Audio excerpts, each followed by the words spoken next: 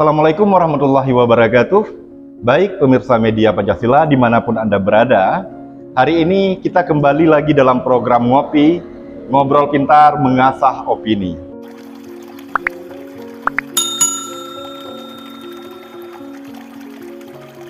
Menyikapi situasi politik di tahun 2024, timbul beberapa isu, adanya kekhawatiran akan penundaan pemilu, juga masalah yang ditimbulkan tentang adanya usulan-usulan terkait sistem pemilihan pemilu ke depan, ada yang menyatakan lebih baik profesional terbuka maupun profesional tertutup. Hari ini kita mengundang seorang wartawan senior di Aceh. Beliau adalah Abang Da kita, Ismail Abda. Selamat bergabung Bang dalam acara Ngopi. Terima kasih Bang Parmawi yang telah memberikan kesempatan untuk bercerita sambil ngopi ya. Mudah-mudahan kawan-kawan dan seluruh pemirsa yang hadir juga dapat menikmati video ini dan menjadi sebuah referensi atau bahan pertimbangan teman-teman.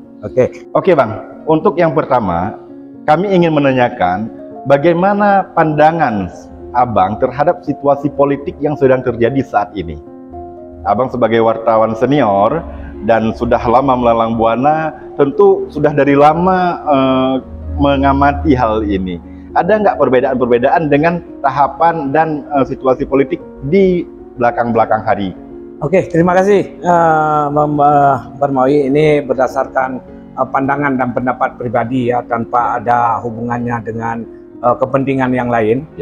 Jadi saya menanggapinya begini, kalau situasi politik saat ini memang belum ada suatu kejelasan, ya, baik kejelasan hukum maupun kejelasan tahapan-tahapan yang harus dilalui oleh peserta politik.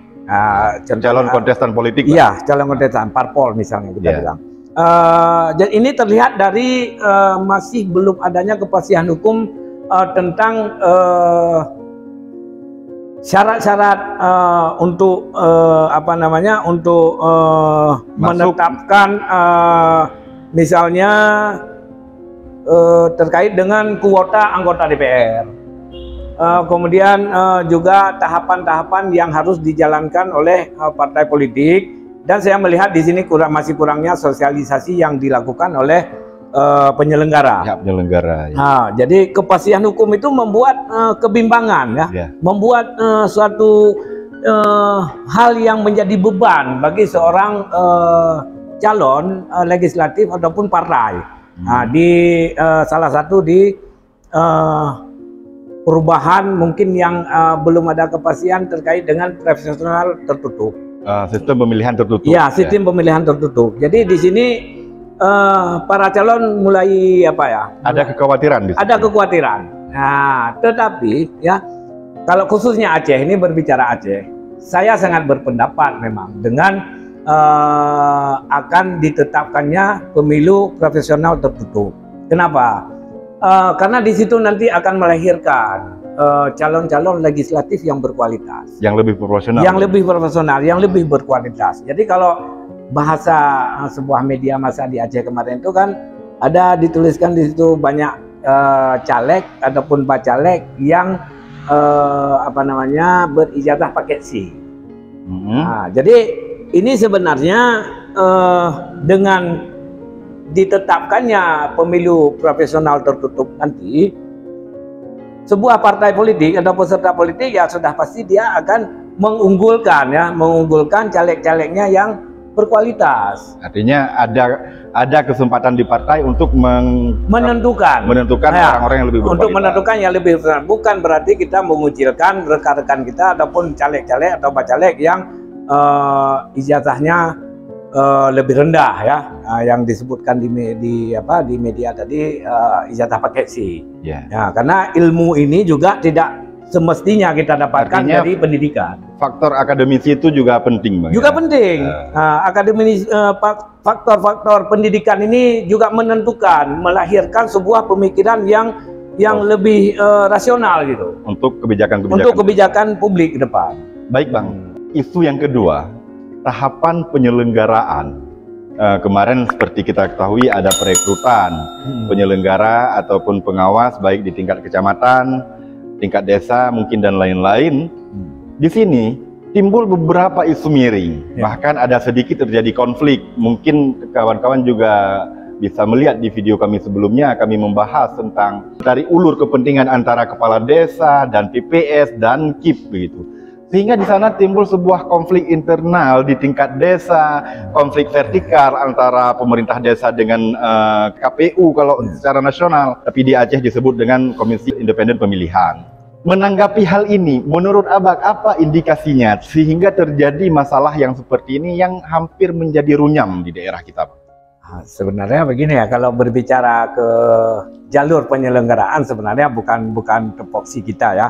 Tapi ini kita berbicara hari ini realita apa yang kita lihat di lapangan. Memang benar seperti yang Abang sampaikan tadi, ada berbagai masalah yang timbul di lapangan terkait penyelenggaraan ini, mulai dari tahapan-tahapan yang dilaksanakan oleh badan penyelenggara itu sendiri. Salah satu contoh tentang penjaringan tim pemilihan pansel ya, tim pansel untuk menjaring komisioner Bawaslu Kabupaten Kota untuk periode selanjutnya. Untuk periode selanjutnya yang dilaksanakan Bawaslu RI di Banda Aceh. Ini juga dikomplain ataupun menjadi pro kontra. Bahkan anggota DPRA meminta Bawaslu RI menghentikan tahapan untuk penjaringan tim pansel itu. Artinya di pembentukan pansel aja sudah ada komplain dari pihak-pihak. Sudah ada komplain. Nah, cuma ini kan juga belum ada satu kepastian. Apakah tetap dilanjut, tetap dilaksanakan, dan dasar-dasar hukum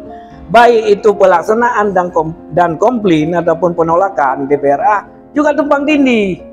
Tumpang tindihnya tumpang tindihnya begini. Bawaslu RI berdasarkan aturan mereka sudah berhak dan sudah memiliki kewajiban untuk melakukan tahapan tersebut. Sementara DPRA berpegang kepada Undang-Undang Nomor 11 Tahun 2006 tentang UU PA. Padahal dalam UU PA itu pasal 7 ayat 2 huruf B itu sudah dijelaskan penyelenggaraan pemerintah itu adalah merupakan tanggung jawab pemerintah. Penyelenggaraan. Artinya pemerintah pusat. Karena ini urusan pemerintah. Sepahaman saya seperti itu. Mungkin bahasa-bahasa lain dalam pasal itu bisa kita buka dan kita lihat bersama untuk yang lebih rinci ya. Jadi saya pikir Bawaslu RI ya sah-sah saja menjalankan itu karena ini keterkaitan dengan pelaksanaan pemerintahan. Ya, artinya memang itu kewenangannya di Bawaslu RI. Iya, di Bawaslu RI, dan di huruf berikutnya juga disebutkan Bawaslu RI atau pemerintah dapat melakukan koordinasi ataupun konsultasi dengan pemerintah Aceh dalam tahapan-tahapan tersebut. Artinya nggak mengikat? Tidak mengikat, tidak harus. Kalau memang mereka berkoordinasi ya diatur. Lebih baik gitu kan. Nah ini kembali lagi ke tahapan berikutnya terkait dengan kisruh ataupun masalah yang terjadi di daerah. Mungkin hari ini saya berbicara Aceh Timur ya. Sebenarnya ini masalah terjadi di seluruh Aceh, bahkan Indonesia kita bilang. Nah, bahkan Indonesia, karena semua tahapan mendapat komplain ataupun mendapat penolakan dari masyarakat. Ada kesenjangan di situ. Ada kesenjangan. Nah, kenapa kesenjangan ini lahir seperti yang disebutkan tadi kan? Karena terkesan pelaksanaan ini dipaksakan. Padahal waktu ataupun jadwalnya masih jauh. Masih jauh 2024. Dan ini masih awal 2023. Nah, salah satu contoh yang dipaksakan di tahapan perekrutan PPS. PPS. Yang jam selain pengumumannya berubah-ubah, kemudian pengumuman dikeluarkan tengah malam, jam 1 malam, di saat para peserta atau yang ikut tadi sudah tidur. Artinya pengumuman kelulusan nih Bang? Ya, pengumuman kelulusan PPS. Nah, jadi keluar tengah malam, pelantikan pagi, jam 9 pagi. Nah, hari ini Aceh hari ini masih ada desa-desa ataupun lokasi-lokasi yang tidak terjangkau dengan digitalisasi, dengan artinya sinyalnya belum bagus. Iya, kalau oke lah misalnya kita sebutkan bisa memantau melalui HP, jaringannya tidak ada. Masih ada yang seperti itu Bang ya? Masih ada yang seperti itu di Aceh Timur. Nah, jadi ini apa yang terkesan tadi ya, dipaksakan gitu. Nah, kemudian di tahapan lain ataupun sebelumnya terkait dengan SK Sekretariat PPK. Ya. Nah, dalam aturan Undang-Undang Nomor 7 2017 tentang pemilu, di situ sudah jelas ditulis Sekretariat PPK dibentuk dibentuk 7 hari setelah PPK dilantik. Ya. Nah, dalam arti dibentuk 7 hari itu sudah selesai pembentukannya.